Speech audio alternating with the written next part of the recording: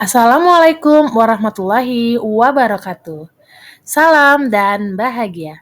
Perkenalkan, saya Safrika Sari Hasibuan, CGP Angkatan 8 dari SDN 165716, Kota Tebing Tinggi. Saya akan memaparkan hasil aksi nyata saya mengenai budaya positif.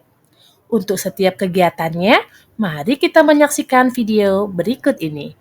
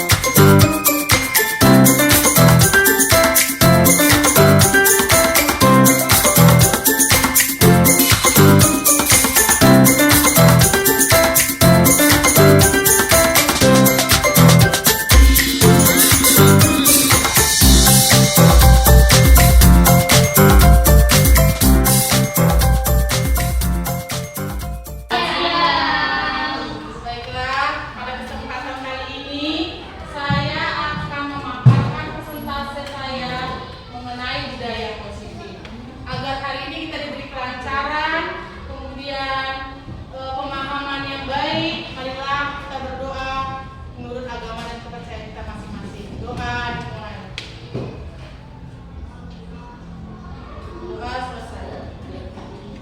Baiklah teman-teman semuanya, hari ini saya akan memaparkan presentase saya mengenai budaya positif. Budaya positif ini adalah sebuah perlakuan atau tingkah laku yang terus-menerus kita lakukan dalam bentuk yang positif sehingga menjadikan dia budaya positif. Contohnya saja, dalam kehidupan kita sehari-hari, terutama di sekolah ini, kita sering berperilaku yang baik-baik ya hari hidup. Contohnya kita sering mengajarkan anak murid untuk berkata yang baik, kemudian menjaga kebersihan, kemudian apa lagi? Kemudian kita juga sering menyuruh anak-anak untuk berperilaku sopan ya kan, dan lain sebagainya. Nah, perilaku tersebut terus-menerus dilakukan sehingga menciptakan budaya yang positif. Budaya positif ini ada pengaruhnya dengan visi yang kita buat kemarin, ya kan?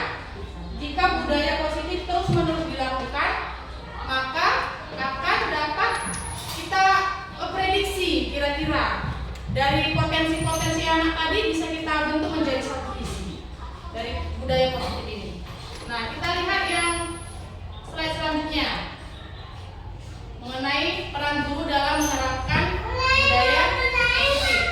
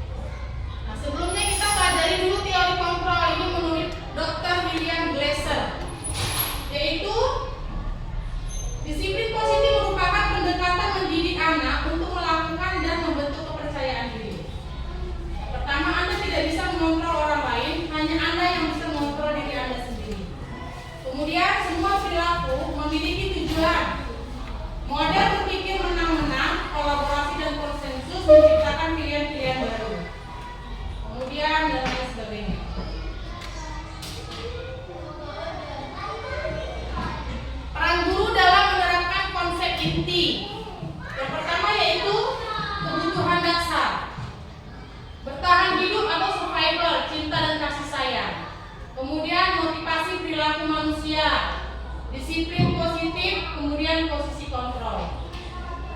Nah, nanti kita akan mempelajari lebih lanjut tentang posisi kontrol, yaitu penghukum, pembuat merasa bersalah, teman, pemantau atau manajer.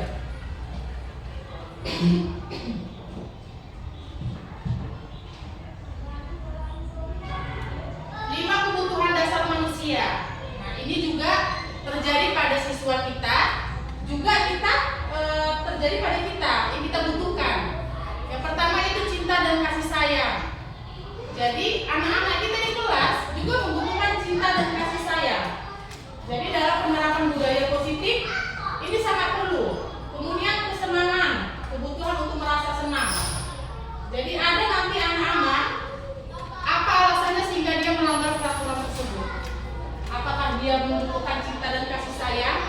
Apakah dia dalam bentuk itu kesenangan bagi dirinya? Apakah itu penguasaan ataukah dia menginginkan kebebasan? Makanya dia melakukan pemberontakan. Kemudian masuk kita ke tahap selanjutnya, yaitu penghukum, membuat orang merasa bersalah, teman, pemantau atau manajer. Kira-kira menurut ibu-ibu sekalian, dalam mengajar sehari-hari di kelas, ibu-ibu berada pada posisi yang mana?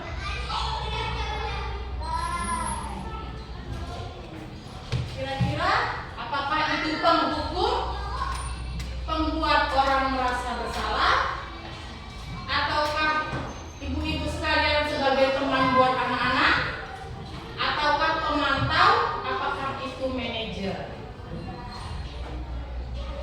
Kira-kira ibu-ibu berada di posisi mana ini? Manajer. Mami manajer. Manajer.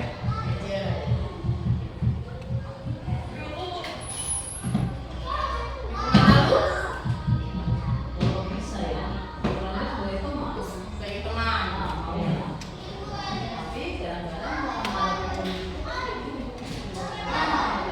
Macam-macam ya, Bu. Macam-macam. Macam-macam karakternya ya, Bu. Jadi tergantung lah apa yang kita temukan di lapangan lah, seperti itu ya. Bu Edi?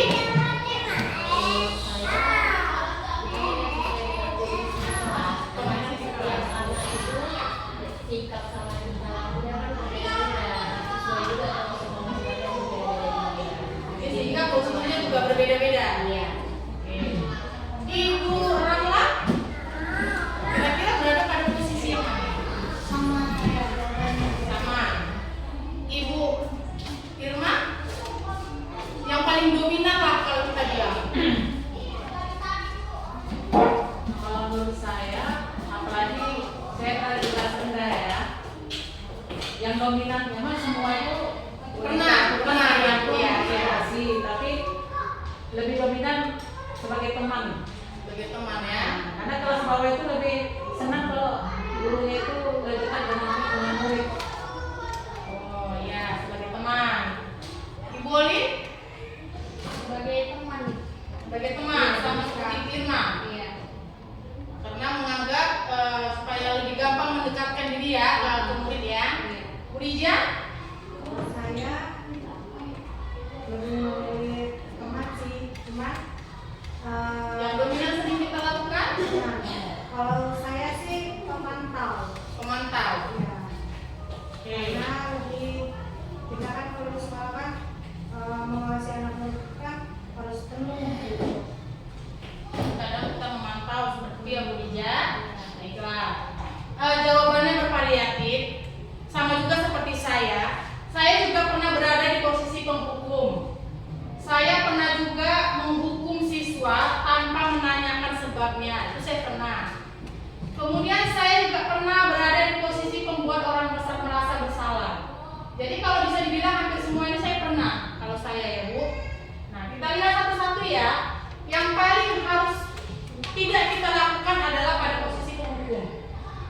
Biasanya langsung menyalahkan murid yang kedapatan melanggar kesepakatan, keyakinan kelas tanpa memperdulikan alasan dan memberikan hukuman fisik maupun verbal akan diberikan kepada murid tersebut.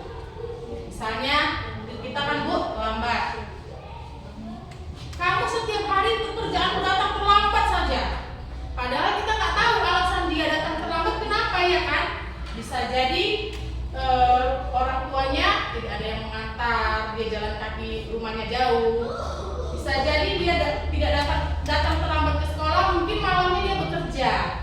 sehingga tidurnya larut malam, jadi dia bangunnya kesiangan.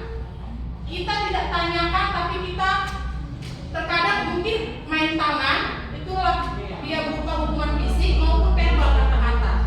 Nah, di situ saya pernah berada di posisi itu. Kemudian membuat orang merasa bersalah. Guru akan mengatakan pernyataan bahwa guru menderita akibat perbuatannya.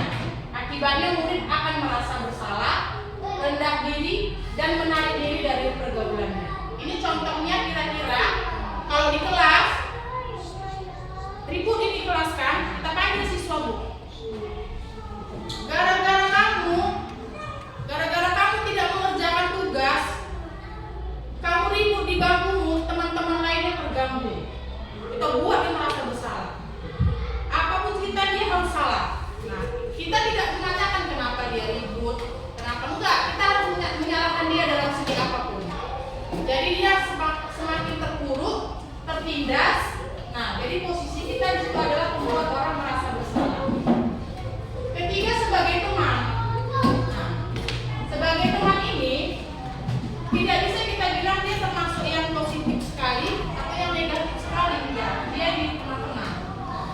Guru akan bersuara dengan ramah, cenderung bersenda gurau untuk menghangatkan suasana sehingga murid tergantung pada satu orang atau ketergantungan, tidak mandiri dan tidak bisa berpikir untuk dirinya sendiri.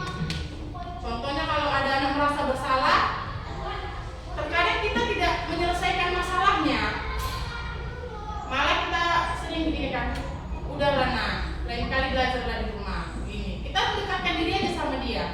Gak ada kita kasih solusi, gak ada kita kasih dia tantangan, dia tidak mandiri, ataupun ibu-ibu yang lain lah bisa kasih contoh. Sebagai teman itu kira-kira seperti apa? Dia tidak menjurus ke negatif dan juga tidak menjurus ke positif, dia di tengah-tengah. Kira-kira ibu ada yang kasih contoh lain nggak? Kalau sebagai teman itu tujuannya supaya gini, murid itu terbuka sama kita. Jadi kalau dia punya masalah, dia punya apa gitu sama gurunya itu dia terbuka. Itulah salah satu nilai positifnya. Terus dia nggak merasa takut. Iya, betul. Kelemahannya itu muridnya jadi nggak takut, dia merasa kita ini kawannya. Jadi ada sisi positifnya dan negatifnya di tengah-tengah dia ini. Nggak menjurus itu salah dan nggak menjurus itu pasti benar. Jadi ini memang membuat anak murid itu kelemahannya. Anak nggak takut sama kita temannya. Dan ada pula sebagian anak yang mesti dijadikan teman baru mau belajar, ya kan bu? Nah inilah dia berbeda-beda posisi kita di sini. Yang kelima, pada saat memantau atau mengawasi seorang guru bertanggung jawab atas perilaku orang-orang yang diawasinya. Peraturan dan sanksi konsekuensi dapat memisahkan hubungan pribadi murid-murid dalam posisi pemantau. Jadi dia memantau. Jadi dia memantau siswa, lalu dia memberikan konsekuensi kepada anak itu. Kalau yang lain nggak ada konsekuensi kan Bapak Ibu. Kalau di pemantau ini ada.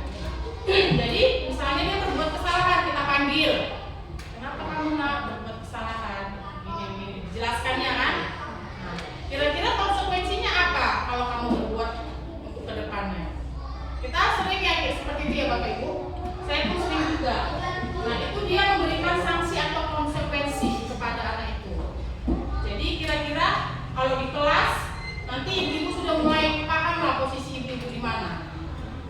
Kemudian yang terakhir, manajer. Manajer ini adalah posisi yang paling diharapkan oleh guru yang baik lah kalau kita bilang.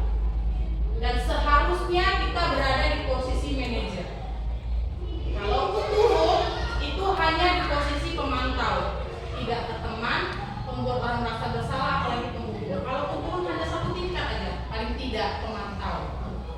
Nah, manajer, guru dengan tulus mengajukan pertanyaan-pertanyaan bermakna yang akan membuka pikiran murid. Guru membimbing murid untuk memecahkan masalahnya sendiri. Akibatnya, murid menjadi mandiri, bertanggung jawab, dan dapat memecahkan masalahnya sendiri. Jadi kalau di posisi manajer ini dapat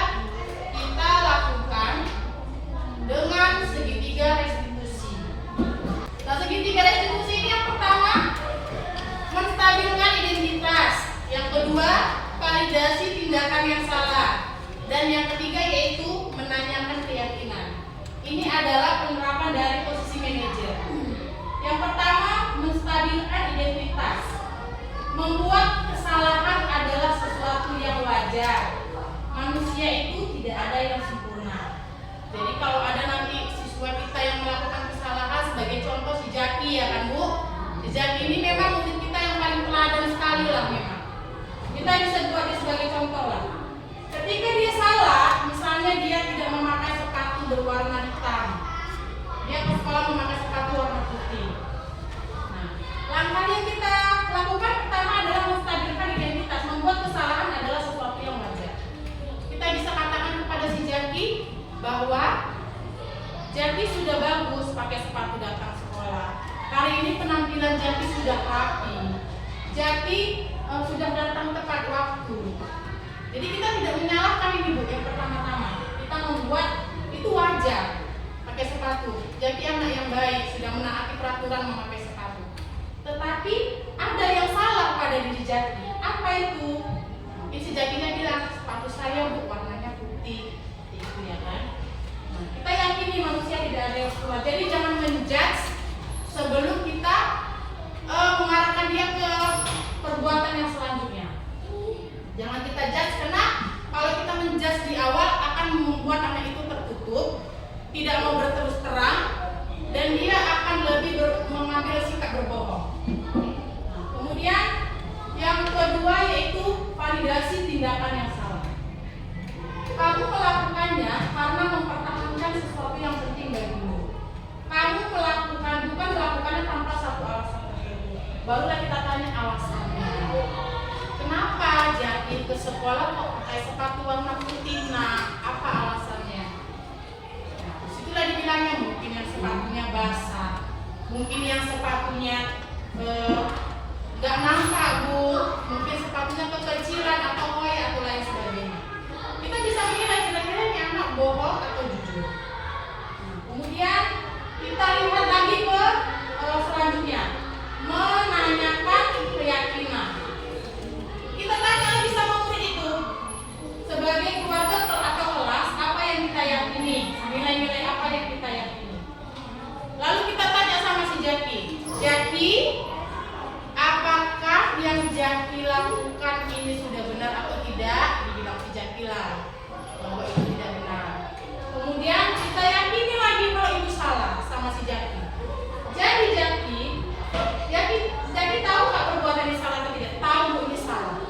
Kita tanyakan lagi keyakinannya apa. Untuk itu ke depannya apa yang harus Jaki lakukan atau apa yang harus Jaki lakukan untuk memperbaiki keadaan sekarang. Mungkin dia punya alasan lupa, kita bisa suruh si Jaki. Mungkin si Jaki bilang, Bu, saya pulang aja Bu ganti sepatu. Nah itu dia sendiri yang membuat alasan untuk dirinya sendiri memperbaiki dirinya. Bu, Jaki pulang aja Bu Jaki ganti sepatu. Misalnya begitu. Atau kalau dibilang dia sepatunya rusak, Bu, mungkin kita suruh dia buat konsekuensi, kita suruh dia buat keyakinan diri dia apa? Mungkin dia bisa jawab, Bu, saya tidak akan memakai sepatu putih ini lagi, tapi saya berjanji minggu depan saya akan membeli sepatu yang baru. Jadi dengan adanya keyakinan ini, anak tadi dapat bertanggung jawab pada dirinya sendiri untuk memperbaiki dirinya agar dia menjadi orang yang lebih baik dan bermakna. Ibu-ibu semua, tadi kita sampai ke menanamkan nilai-nilai keyakinan. Jadi perlunya keyakinan ini kita buat untuk menunjukkan rasa tanggung jawab anak dan juga menjadikan anak itu menjadi anak yang lebih baik lagi ke depan. Nah, nilai-nilai keyakinan ini juga harus kita buat di dalam kelas kita masing-masing. Ini sangat penting karena dengan adanya keyakinan ini, anak-anak juga tadi saya bilang belajar bertanggung jawab atas perbuatannya sendiri di dalam kelas. Selanjutnya, hal-hal yang menarik, ternyata segitiga restitusi merupakan cara yang efektif untuk menimbulkan motivasi intrinsik mereka karena melibatkan menggunakan segitiga restitusi.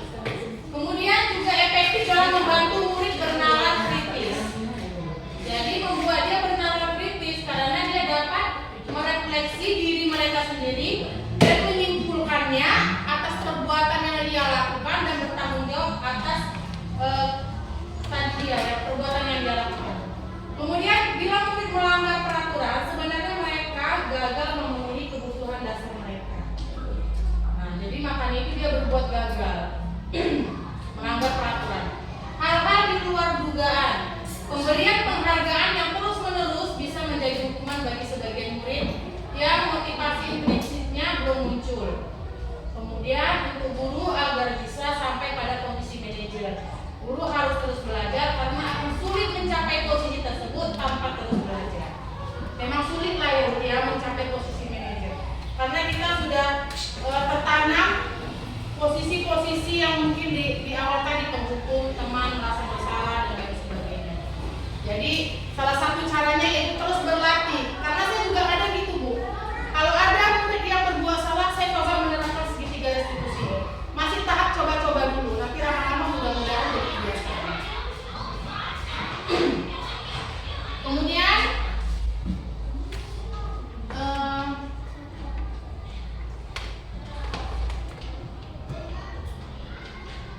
nah, perasaan ketika mengalami hal tersebut, saya merasa bahagia, saya merasa tertantang, kemudian semakin bersemangat untuk selalu menerapkan budaya positif di sekolah saya. Kemudian menularkannya ke komunitas praktisi yang ada di sekolah saya merasa lebih bisa mengontrol diri, dan yang pasti saya sebagai guru merasa lebih disayangi oleh murid-murid saya daripada sebelumnya. Pastinya ya kan Ibu, soalnya mungkin di awal kita memposisikan diri kita sebagai penghukum. Kita pelajari bagaimana memposisikan diri kita jadi manajer.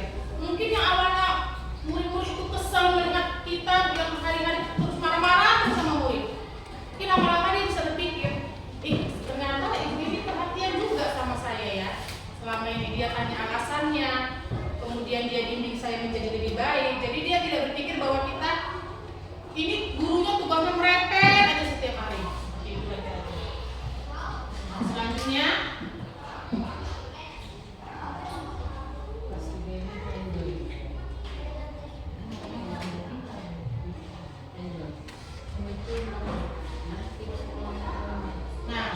perasaan dan perbedaan saat ini. Kira-kira ketika kita mengetahui kebutuhan dasar anak, kebutuhan dasar manusia, dan juga 5 posisi kontrol guru dari yang sebelumnya mungkin kita sebagai penghukum dan seharusnya kita sekarang harus memposisikan diri kita sebagai manajer. Kira-kira menurut ibu perasaan apa yang ibu rasakan selama ini telah memperlakukan posisi yang salah kepada murid? Kira-kira apa yang perasaan apa yang ibu rasakan sekarang? Iya, ibu merasa bersalah. Ibu yang lain? Merasa menyesal kalau tahu sekarang. Besar ya Bu, kenapa kita baru tahu sekarang ya? Ternyata untuk itu tidak baik untuk perkembangan fisik anak maupun psikis anak. Kemudian apa lagi?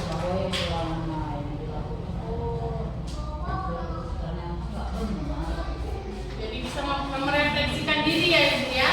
Jadi lebih sadar ya kan, ternyata yang selama ini saya lakukan sangat salah, perbuatan yang salah lah. Jadi sudah saatnya saya harus berubah menjadi lebih baik dengan memperbaiki diri saya. Oke, selanjutnya ini dia. Kalau saya, perasaan yang saya rasakan yaitu saya merasa bersalah ya pertama. Karena kalau diingat-ingat perbuatan murid yang dulu pernah saya hukum, saya kadang berpikir gini, sekarang dia sudah besar. Apakah dia masih ingat ya dengan perbuatan yang saya lakukan dulu? Jadi kayaknya merasa bersalah gitu. Kenapa saya harus berbuat seperti itu dulu sama dia? Nah, balik lagi, perbuatan yang sudah dilakukan kan tidak mungkin bisa kita tarik lagi ya ibu-ibu, tapi kita bisa merubahnya mulai dari sekarang. Kemudian sedih, seperti tadi dia muncul perasaan saya sedih. Apakah itu berpengaruh sama dia besar nanti? Mungkin suatu saat dia jadi guru, ya kan? Suatu saat dia jadi guru akibat didikan saya. Sedihnya gini, takutnya dia menjadi guru yang seperti saya juga, karena saya mendidiknya seperti itu zaman dahulu. Ya kan, saya berbuat kasar, menyakitinya secara fisik dan verbal. Kemudian perasaan saya sekarang, saya merasa bersemangat, saya antusias. Kalau saya pasti bisa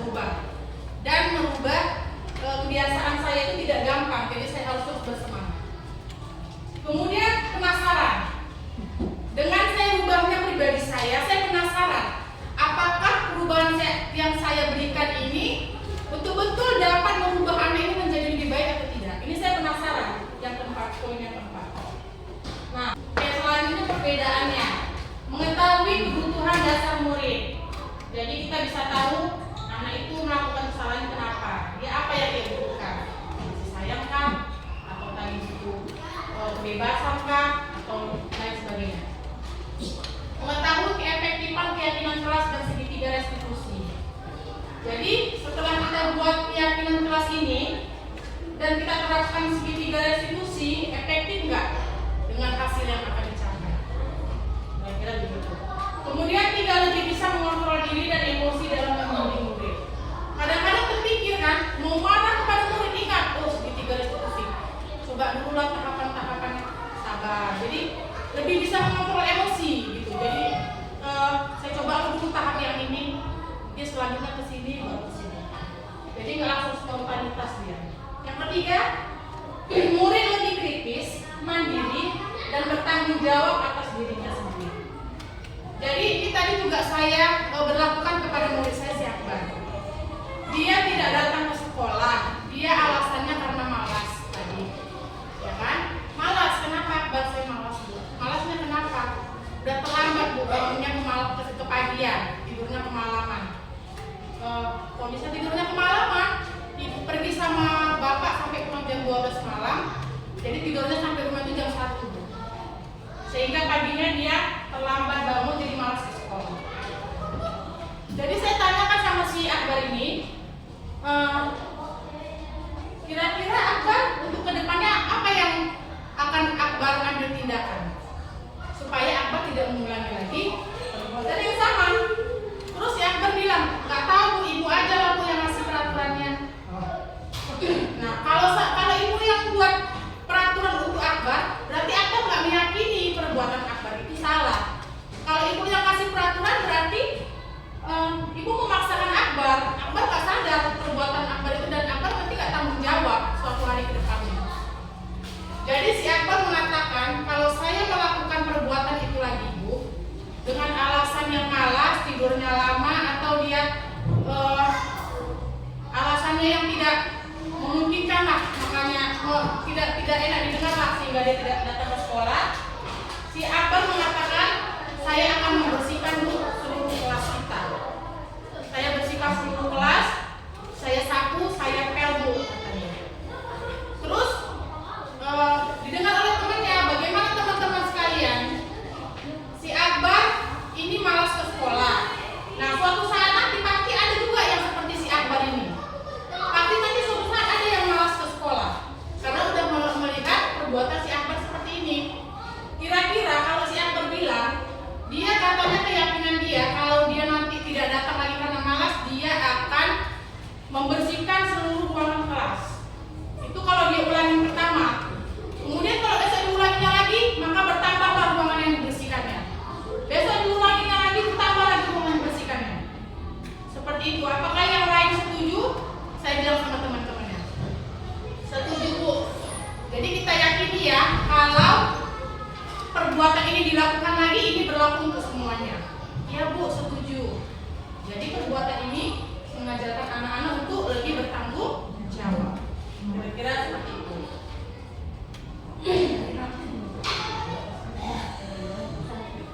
Anak-anak gue bukan.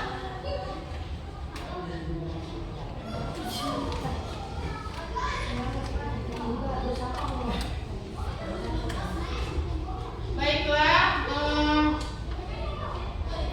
hal-hal yang penting untuk dipelajari dalam proses menciptakan budaya positif, baik di lingkungan kelas maupun sekolah. Cara mengolah emosi, mengenal teori gaya belajar murid, serta penerapannya di kelas, dan cara pembelajaran yang efektif dalam memenuhi kebutuhan belajar secara individual dalam kelas yang heterogen. Kemudian ini yang akan kita lakukan sekarang semuanya, yaitu peraturan kelas dan keyakinan kelas. Jadi untuk kedepannya kita bisa gunakan ini di kelas kita masing-masing. Seperti yang ada di papan tulis saya, tata tertib kelas.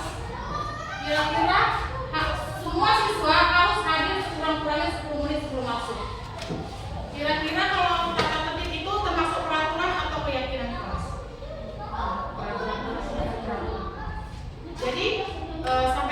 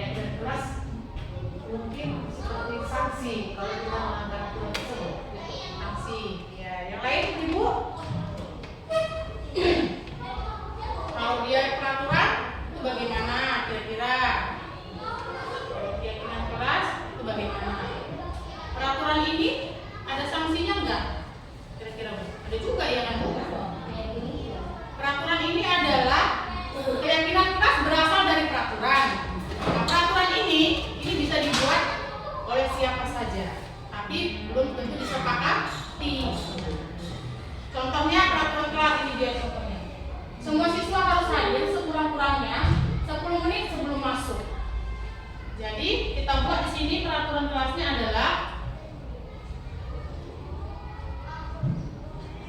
siswa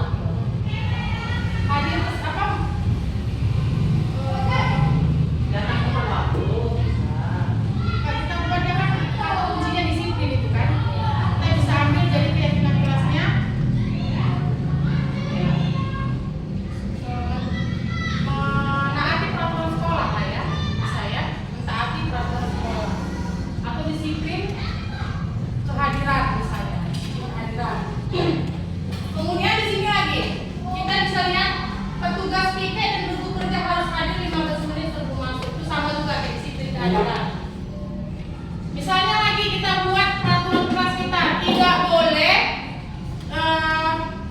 semua kelas, semua siswa di kelas harus piket sesuai dengan jadwalnya masing-masing. Itu kita buat peraturannya. Maka kita bisa kelompokkan dia dalam keyakinan kelas. Itu merupakan satu tanggung jawab ya Bu ya. Bertanggung jawab terhadap tugas piket misalnya. Kemudian kita buat lagi di situ tidak boleh mengganggu teman saat belajar. Kita bisa ambil keyakinan kelas kita yaitu bersikap tenang saat pelajaran berlangsung. Kemudian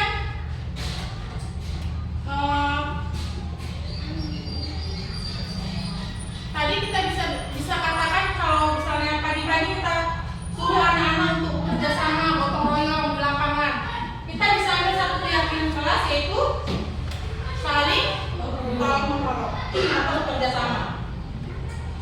Tidak boleh berkelahi di lingkungan sekolah ataupun di luar lingkungan sekolah.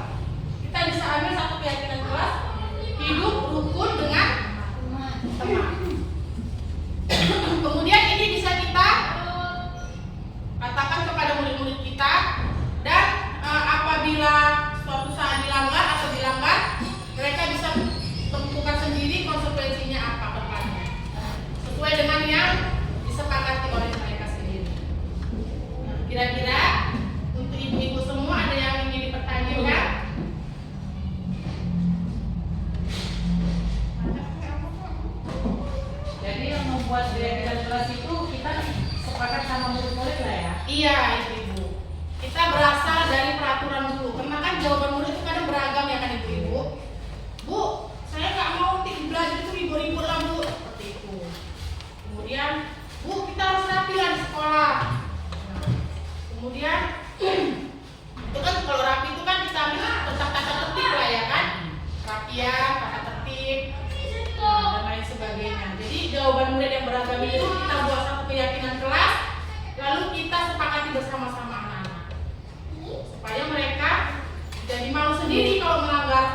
apa yang telah mereka sepakati. Jadi saya rasa sudah selesai ya Ibu ya. Sudah dipahami ya Ibu. Mudah-mudahan kedepannya kita dapat memposisikan diri kita sebagai posisi manajer. Iya. Kemudian kita kedepannya juga perlu membuat satu keyakinan, bisa itu keyakinan di kelas ataupun keyakinan kita di sekolah. Baiklah Ibu-ibu semua, terima kasih atas partisipasinya. Saya akhiri pembelajaran kita kali ini. Semoga apa yang telah saya jelaskan dan saya paparkan ini dapat bermanfaat untuk kita semua. Saya akhiri. Assalamualaikum warahmatullahi wabarakatuh. Selamat siang untuk teman-teman semua.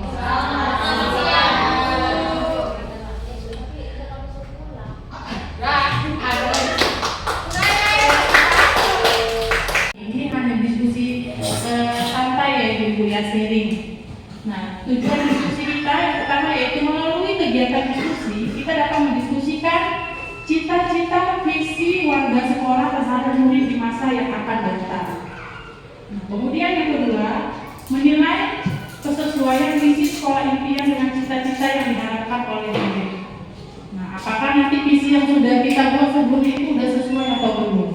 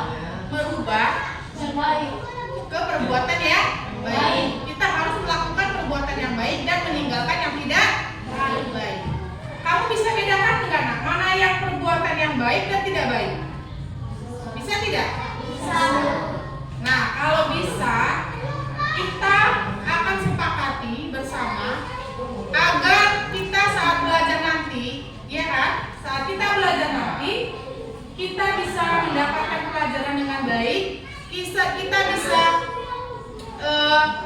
merasakan belajar dengan suasana nyaman, tenang, dan ilmu yang didapat juga akan bermanfaat, bisa masuk ke dalam pikiran kita. Iya kan?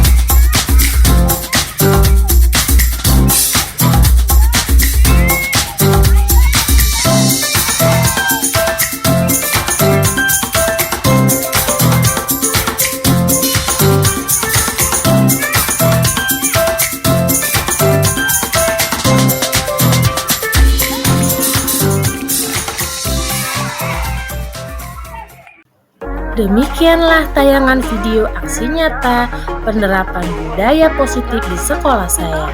Mohon dukungannya untuk klik like dan subscribe untuk video karya saya selanjutnya. Terima kasih.